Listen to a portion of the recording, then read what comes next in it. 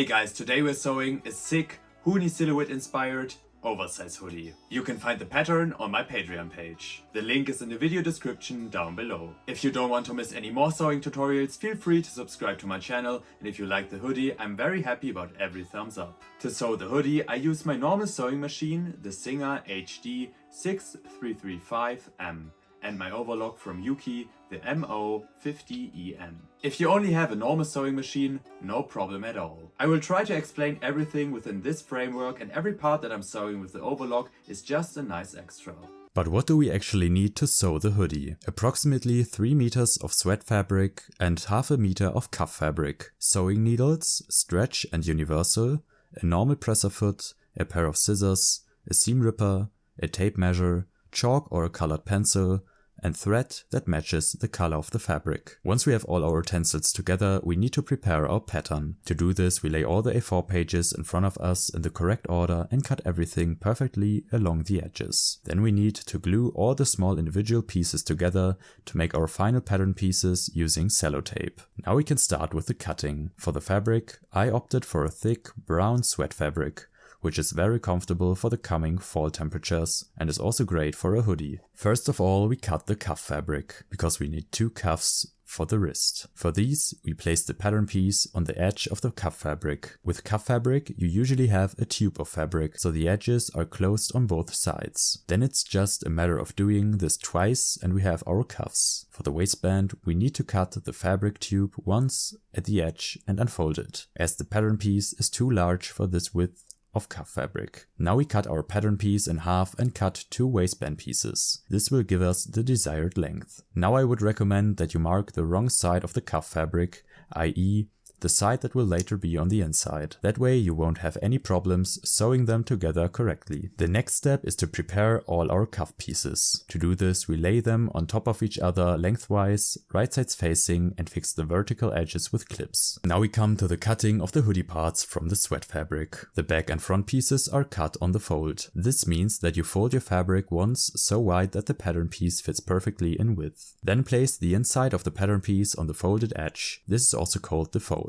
Fix the whole thing in place, then trace the outline, or you can cut directly along the edge of the pattern. We need a total of 4 pieces for the hood. To use the fabric as efficiently as possible, you can place the pattern piece individually on the fabric and then draw the outline. Make sure that we need 2 of one type of hood piece and 2 of the other. We need 2 right and 2 left hood pieces. You can make this easier by placing the pattern piece twice on 2 layers of fabric, because then everything will be nicely synchronized and you will have the pieces that belong together. Of course, we also need a right and a left sleeve.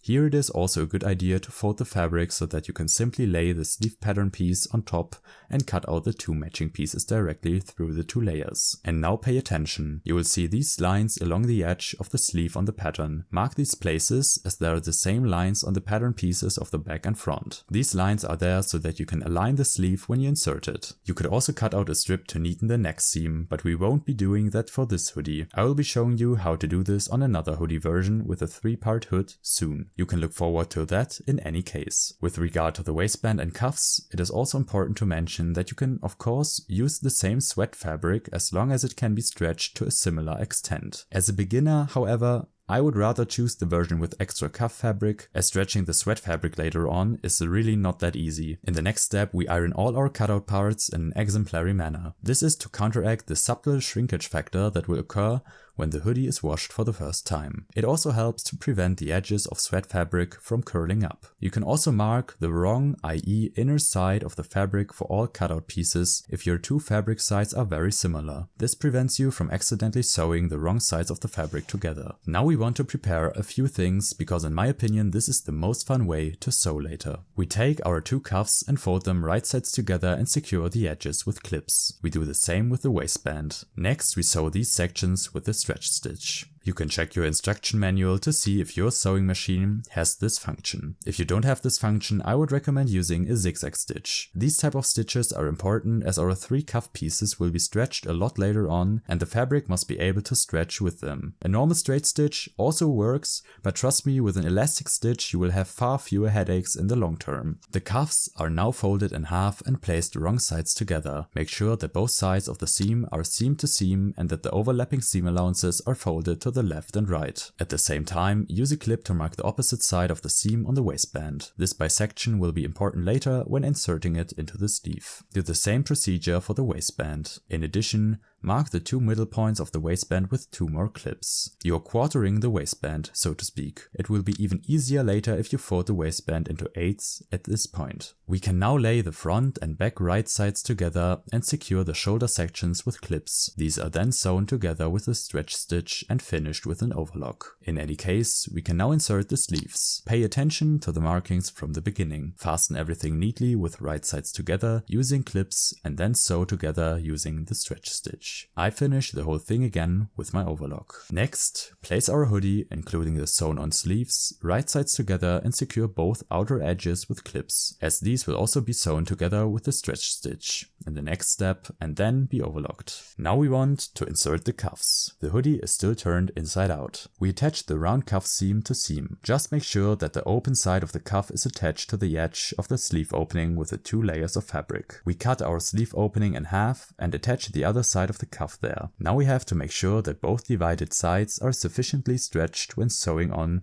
with the stretch stitch. To do this, pull the fabric apart evenly before and after the presser foot. Finish the excess seam allowance with the overlock. We follow the same principle for the waistband. It is best to 8th the underside so that all the subdivisions are the same. When stretching and sewing the waistband, it is particularly important to ensure that all sections are stretched evenly. The excess seam allowance is also finished with the overlock here. Now we come to the grand finale, the hood. To do this, we take our 4 hood pieces and place 2 pieces on top of each other, right sides together, and secure the rounded outer edge with clips. It will look like this. We sew these passages with a normal straight stitch and a stitch length of 2.5. The needle position is in the middle. Sewing curves requires a lot of practice. I think you get the best result with a stitch length of 2.5. Follow the edge and actively guide the piece of fabric with the curve under the presser foot. When we have finished, turn one of the hoods right side out. This is then inserted, right sides facing, into the other hood that has not been turned. We then secure the side and vertical edges, which will later form the hood opening with clips. It will look like this. Sew this passage with a straight stitch. Then turn the hood over so that one hood is inside the other hood, wrong sides facing. Now place the vertical, straight pieces on the front of the hood right sides together. This will be a little thick, but it will definitely work. We then carefully sew this section together lengthwise. Then turn the hood right side out and use clips to secure the fabrics together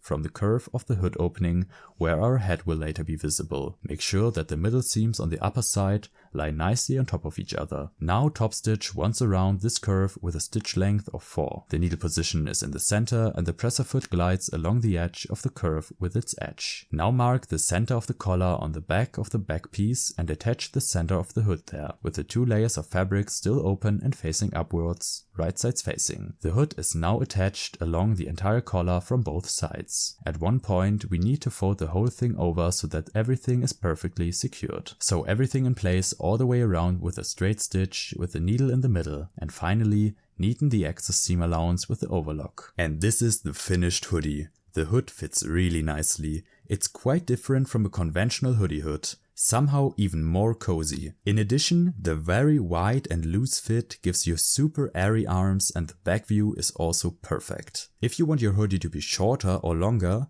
you can always just adjust the sections of the side seams that are under the armholes. You can really play around with this and create a new fit for a garment. If you liked the video, then I'm definitely happy about every thumbs up. Feel free to send me your finished sewing projects via Insta. It's always really cool to see what you guys been cooking up. Feel free to let me know in the comments how you liked the video, and if you got any more questions or suggestions, please let me know. See you at the next video. Until then, have fun sewing.